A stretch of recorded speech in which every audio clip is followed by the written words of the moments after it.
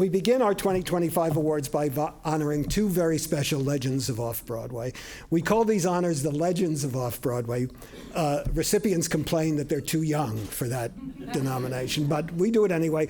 The Legends of Off-Broadway, because when we think about our honorees and their contributions to the theater and culture, their courage and resilience and vision, we can hardly believe that they exist. But they're here. Here they are doing wonderful work year after year, making us think, laugh, and cry, and re-examine ourselves and our assumptions, and they inspire us to emulate them.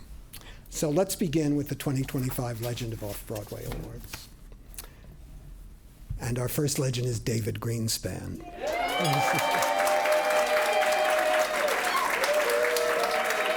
Yes, indeed. David Greenspan.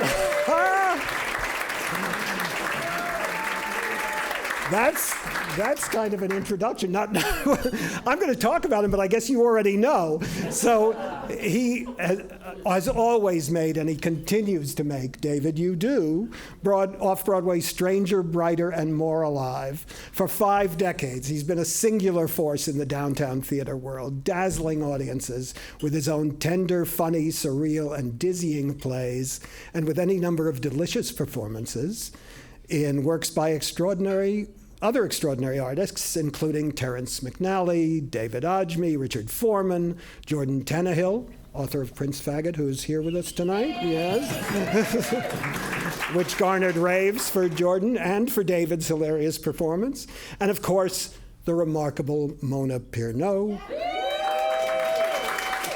author of, I'm assuming you know, David Greenspan, which we'll be talking about later on. So how is it possible, really, that David can be so strange and so accessible, so funny and so moving, so sophisticated and so heartfelt at the same time? Nobody knows. But when an interviewer asked David about it, he said, I like conventional plays. I'm always trying to write a regular play. It just comes out differently. And that's what happened. They all come out completely differently in The Patsy and Dead Mother and The Argument and Myopia and many others.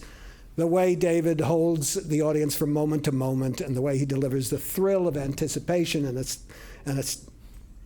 astonishment is an unforgettable experience. He moves like a dancer.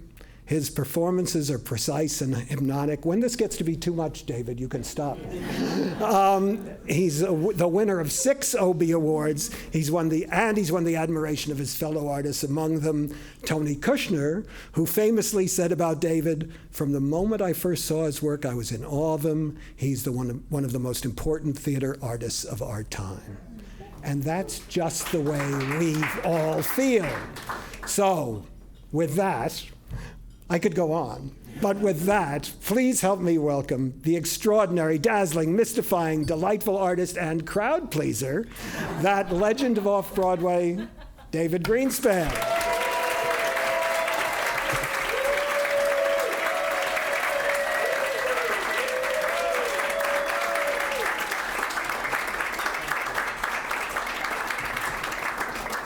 Wait.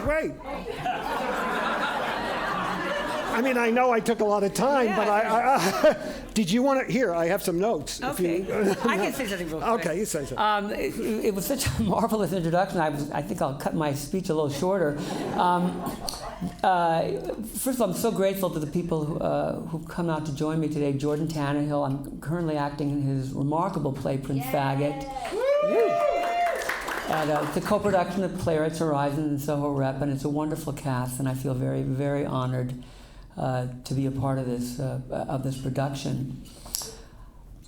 Actually, I'll tell you quickly that I'll tell you quickly because I think it's because it's fun. I grew up in Los Angeles, which was not at the time, as Gertrude Stein once remarked, a theatrically inclined town. There wasn't much theater to see, but I was introduced to the theaters. I suspect many people have been and continue to be by listening to recordings of Broadway musicals.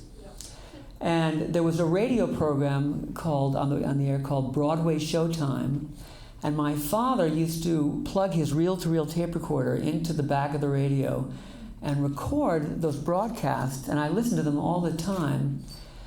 And when I got older, I would check out from the public library the LPs of other musicals that I wasn't yet familiar with. And I listened to those all the time as well.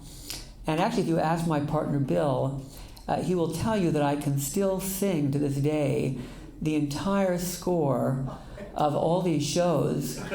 And he always has to put headphones on because I usually walk around the apartment doing this.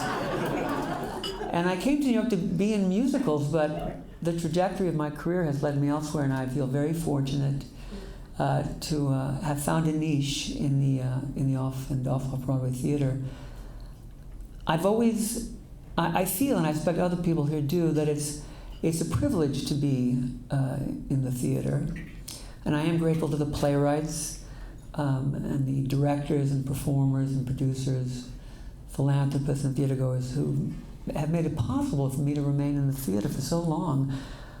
I can't imagine another profession where I could have enjoyed almost 50 years and counting of artistic opportunity and the reward that comes with an ever-growing sense of community. This is really kind and really generous, and I'm very grateful. Thank you.